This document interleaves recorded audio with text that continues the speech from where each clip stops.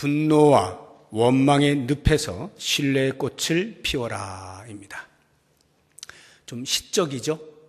시편 52편을 설교해서 한번 시적으로 제가 제목을 잡아보려고 애를 썼는데 이게 뭘 의미하는지 이제 말씀을 통해서 우리가 같이 한번 살펴보면 좋겠어요. 시편이라고 하는 것은 이제 압축된 언어를 사용하기 때문에 해석상에 어려움이 있습니다. 그 저자의 마음을 들어가 보지 않는 다음에야 압축된 언어를 풀어서 해석을 할 때는 난해할 수가 있게 되는 것입니다. 그래서 매우 조심스러워요. 압축된 언어다 보니까 상상을 할 수 있는 범위가 무한대입니다. 그러나 그 저자가 표현하고자 했던 그것을 최대한으로 살려서 해석을 하자고 하면 우리의 상상력을 마음껏 끝까지 갈 때까지 갈 수는 없는 것이고 최대한 하나님의 말씀 안에서 보호되어지는 정도에서 상상력을 동원을 해야 돼요. 그럼에도 불구하고 매우 조심스러운 것이 이 시편 해석인데 그런 가운데도 희망적인 것은 어떤 시편은 위에 표제어가 달려 있어서 그 표제어를 통하여서 이 시가 어떠한 배경 속에서 탄생한 것이다 라고 하는 것을 알려주는 게 있습니다. 시편 52편이 그러해요. 표제를 한번 보시기 바랍니다. 다윗의 맞쓰길, 인도자를 따라 부르는 노래, 이것은 이제 형식을 이야기하는 거니까 내용에 대하여서 우리의 이해를 돕는 말이 그 다음 나오죠. 에돔인 도액이 사울에게 이르러 다윗이 아히멜렉의 집에 왔다고 그에게 말하던 때에 다윗이 이 시를 지었다라고 하는 것입니다. 자, 그러면 이게 지금 무슨 상황인지를 좀 더 자세히 알아야 되겠죠. 다윗이 사울에 의해서 쫓겨다니고 있습니다. 노비라고 하는 지방에 이르게 되었습니다. 그 놉은 그 당시에 성막이 있었어요. 그러니까 당연히 제사장이 있겠죠. 이 다윗이 그리로 피신을 해서 당시의 제사장이었던 아히멜렉을 만나게 됩니다. 배가 고픈 거예요. 너무 먹을 것이 없어가지고 배가 고파서 좀 먹을 것 좀 주시오라고 하니까 이 아히멜렉도 딱히 먹을 게 없는데 마침 성막에는 늘 진설되어져 있는 떡이 있잖아요. 그 진설병이라고 그럽니다. 이것을 일주일에 한 번씩 갈게 돼 있어요. 그 갈은 것은 일반인들이 먹을 수가 없고 제사장만 먹게 되어 있어요. 그런데 이 떡이 있었던 거죠. 그래서 아히멜렉이 이것저것을 묻고는 그 다윗과 함께 쫓김을 당하고 있는 소년들에게 그 진설병을 주게 됩니다. 그리고는 다윗이 혹시 내가 지금 아무것도 없이 쫓겨다니고 있는데 뭐 무기가 될 만한 것 없습니까? 라고 했더니 이 아히멜렉이 당신이 골리앗과 싸웠을 때 그때 취하였던 골리앗의 칼이 있어. 그래서 다윗이 그거면 최고로 좋습니다. 그걸 저에게 주십시오. 라고 해서 그 병기를 취해서 이제 가게 됩니다. 그런데 그러한 상황 속에 도액이라고 하는 에돔 사람이 그 자리에 있었던 거예요. 이 도액은 사울 왕의 목자장이었습니다. 그래서 시간이 흘러서 다윗을 계속 추적하고 있는 이런 과정 속에서 도액이 고자질을 하게 됩니다. 사울에게. 내가 그때 이렇게 계셨는데 그 아히멜렉이라고 하는 제사장이 다윗과 피신한 그 소년들에게 먹을 것을 주고 병기를 주었습니다. 라고 하니까 이 사울이 노발대발하면서 그들을 호출을 했어요. 왜 그렇게 하였느냐 하였더니 다윗이 어떤 사람입니까? 당신에게 충성을 다하던 사람 아닙니까? 조금도 잘못이 없는데 왜 다윗을 괴롭힙니까? 이렇게 이야기를 해요. 그러니까 이 화가 나가지고 자기 옆에 있던 신하들에게 저들을 다 죽여라 그러는 거예요. 그런데 그 옆에 있던 신하들이 쭈삣쭈삣 사울왕의 말을 듣지를 않아요. 왜냐하면 제사장들을 죽이라고 하니까 여호와께 기름 부음을 받은 자들을 그들이 손대는 것이 겁이 났던 것입니다. 그래서 전부 다 머뭇거리고 있으니까 사울왕이 안 되겠는 거예요. 그래서 자기에게 고자질을 한 도액에게 시켜서 네가 다 죽여라 이렇게 됐어요. 도액이 신이 나가지고 이것은 사울 왕에게 신임을 받을 수 있는 절호의 기회다라고 해가지고 가가지고 제사장만 85명을 죽입니다. 그리고 그의 가족들, 유아들, 젖먹이들, 가축에 이르기까지 몰살을 해버려요. 이러한 상황 속에서 아히멜렉의 여러 아들들 가운데 딱 한 명, 아비아달이라고 하는 아들이 거기에서 피신을 하여서 죽지 않고 도망을 나와서 다윗이 있는 데 이르러서 그 상황을 설명을 하는 것입니다. 다윗이 아비아달로부터 일어난 일들에 대하여 다 듣고 나서 그가 이렇게 한탄을 합니다. 우리 사무엘상 22장 22절 말씀 같이 읽어봅니다. 다윗이 아비아달에게 이르되 그날에 에돔 사람 도액이 거기 있기로 그가 반드시 사울에게 말할 줄 내가 알았노라. 내 아버지 집의 모든 사람 죽은 것이 나의 탓이로다. 다윗이 그 소리를 들었을 때 얼마나 속이 쓰렸겠어요. 나 때문에 애매한 사람들이 죽었잖아. 이건 내 탓이다, 내 탓이다 하면서 자책을 하는 거예요. 바로 이와 같은 배경을 염두에 두시고 오늘 시편 52편을 우리가 보자라고 하는 것입니다. 자, 그러면 먼저 시편 52편에 등장하고 있는 1절에 보면 포악한 자여라고 되어 있죠. 악인에 대해서 이야기를 하고 있는데 과연 다윗이 말하고 있는 이 악인은 누구인가? 라고 하는 것입니다. 물론 사람으로 하자고 하면 도액이고 사울 왕이 될 것입니다. 그런데 지금 이 이제 악인으로 표현하고 있는 사람들의 특성을 다윗이 시로 표현을 하고 있는 거예요. 그것을 보면 1절에 보시면 내가 어찌하여 악한 계획을 스스로 자랑하는가 이렇게 되어 있죠. 3절을 보시면 내가 선보다 악을 사랑하며 이렇게 되어 있어요. 이것은 기질적으로 악 쪽에 서 있는 사람이다 이런 말이에요. 다시 말하면 마음에서부터 악한 자, 이런 사람을 악인이라 표현을 하고 있는 거예요. 그리고 이 마음에서 악하니까 당연히 마음을 통해서 입으로 나오는 그 입의 말들이 어떻겠어요? 악하겠죠. 거짓이 있겠죠. 2절 보십시오. 내 혀가 심한 악을 꾀하여 날카로운 삭도같이 간사를 행한다. 입에서 나오는 혀가 간사해가지고 날카로운 칼에 사람들이 닿기만 하면 배임을 당하는 것 같은 그러한 그런 간사한 혀다라고 하는 것입니다. 3절 뒤에 보시면 3절 뒤에 거짓을 사랑한다.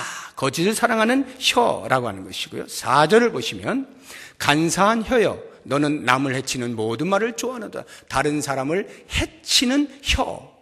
당연히 마음이 약하니까 나오는 말들이 다 사람들을 해하는 그러한 것들이 된다라고 하는 것입니다. 또 한 가지를 더 보면 누가 악인인가? 7절 보시면 이 사람은 하나님을 자기 힘으로 삼지 아니하고 오직 자기 재물의 풍부함을 의지하며 하나님을 의지하지 않고 자기 자신을 의지하는 거예요. 내가 가지고 있는 힘을 의지하는 사람을 악한 사람이라 말하는 거예요. 7절 뒷부분을 보시게 되면 자기의 악으로 스스로 든든하게 하던 자라.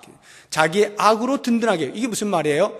자신의 지위를 확보하고 유지하는 일에 있어서 수단과 방법을 가리지 않는다는 말이에요. 무엇이 되었든지 내 자리만 유지할 수 있다면 그것이 악한 것이라도 상관없다는 거죠. 그렇게 행하는 자, 이런 사람을 가리켜서 악인이라 이 다윗이 시를 통하여서 고발을 하고 있는 것입니다. 자, 그러면 이 사람이 지금 도액과 사울을 이 다윗이 염두에 두고 지금 이렇게 표현을 하고 있다 이 말이에요.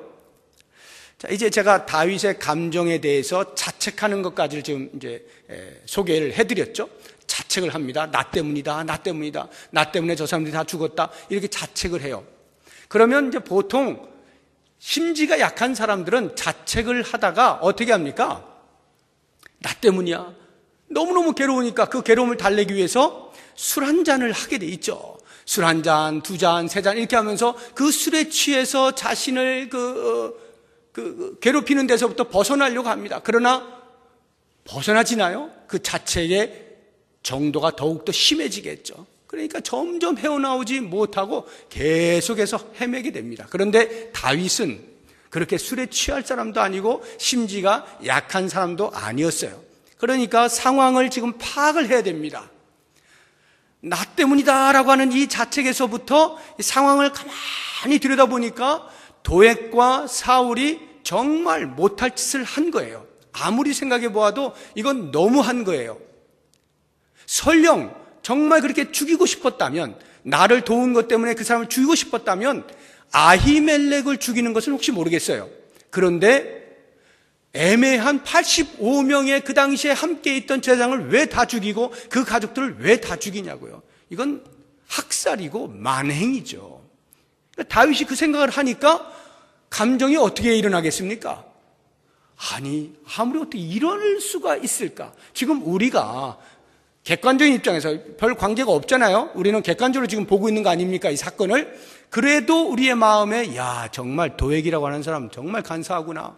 사울이라고 하는 사람 정말 자기의 지위를 지키기 위해서 어떻게 이렇게 나쁜 짓을 서슴지 않고 했을까라고 하는 일종의 그 정의로운 분노가 일어나지 않습니까?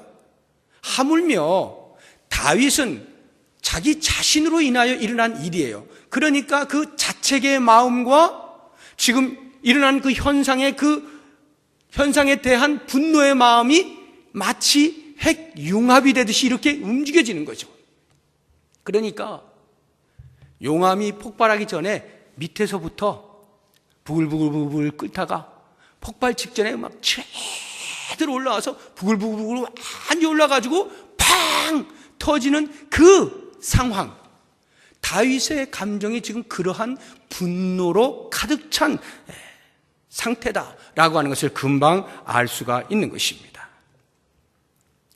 그러면 그런 분노로 가득 차 있는 다윗이 시를 짓는다라고 가정을 해보세요.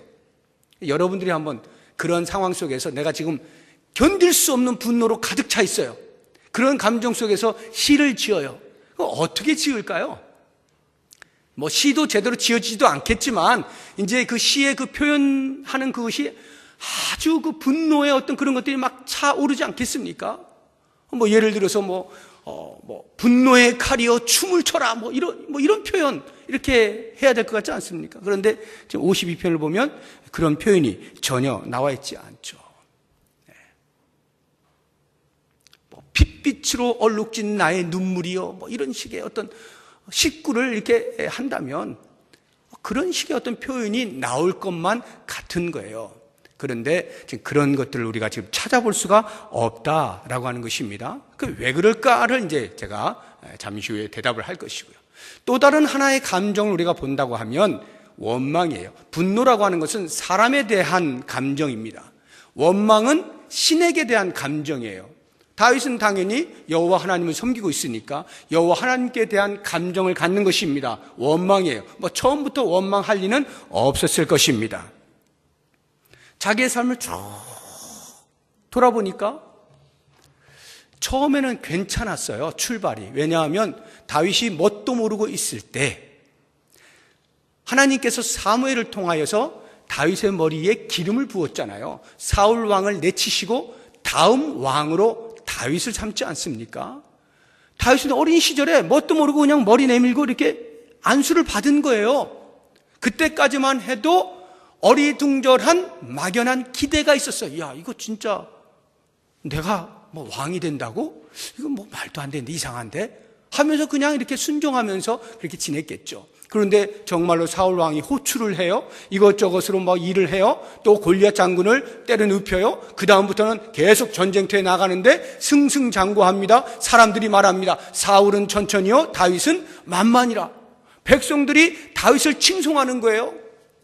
다윗이 그때까지만 해도 나름대로 어깨 피고 나름대로 우쭐했을 거예요. 물론 교만하진 않았겠지만 그래도 살만했을 거 아닙니까? 그런데 문제는 그 다음부터 일어나잖아요. 그렇게 다윗이 만만이라고 하는 백성들의 노래가 여기저기 퍼지게 되니까 사울이 견디질 못합니다. 자기의 자격지심으로 내가 왕인데 이게 어떻게 된 일이야 하고는 다윗을 괜스레 미워하기 시작하는 거예요. 그 미움이 점점 증오로 쌓이면서 죽여야 되겠다라고 하는 생각이 이르게 됩니다. 그래서 실제로 죽이는 행위들을 많이 하는데 하나님이 그때마다 막아주시죠. 다윗이 어쩔 수가 없이 도망을 가게 되는 것입니다.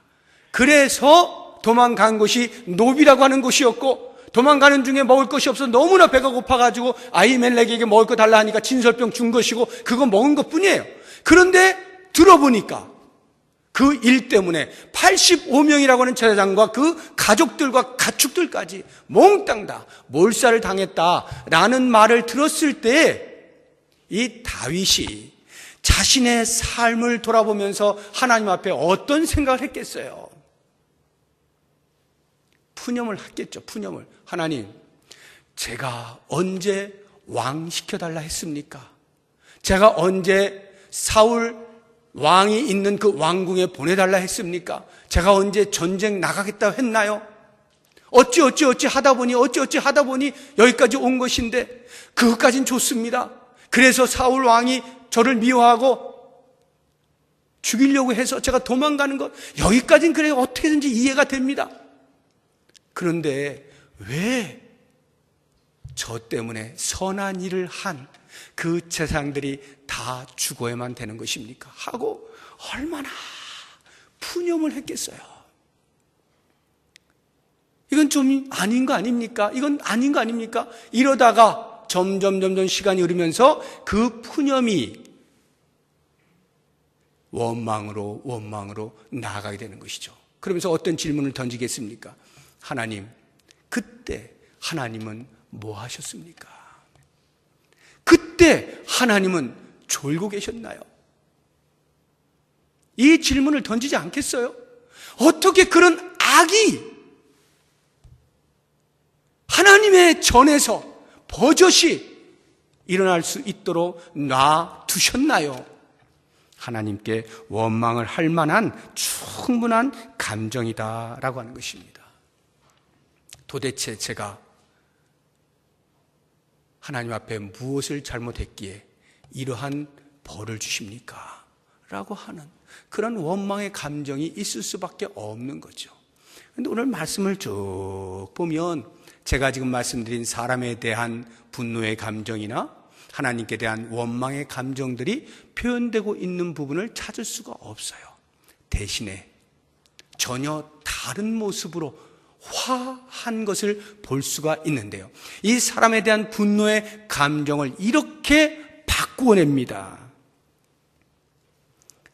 하나님께서는 절대로 악인을 가만두지 않으신다. 하나님은 반드시 악인을 심판하신다. 나는 그것을 믿는다. 라고 하는 그 분노의 늪에서 신뢰의 꽃을 피워내는 것을 볼 수가 있어요. 5절을 보십시오. 그런즉 하나님이 영원히 너를 멸하시며 너를 붙잡아 내 장막에서 뽑아내며 살아있는 땅에서 내 뿌리를 빼시리로다. 하나님께서 하실 것에 대한 확신을 가지고 그 신뢰함으로 자신의 분노를 사귀고 있는 것을 볼 수가 있습니다. 여러분 생각해 보세요. 다윗이 지금 쫓기고 있잖아요. 아무런 힘도 없잖아요. 그러니까 힘이 없으니까 어쩔 수 없어서 하나님께 맡기는구나. 자기가 어떻게 해볼 수가 없으니까 하나님 제발 저 사람들 좀 어떻게 해주세요. 이렇게 하는 거구나 라고 생각하시면 큰 오해입니다. 다윗은 그런 사람이 아니죠. 다윗이 뭐 힘이 있어서 골리앗 앞에 섰습니까?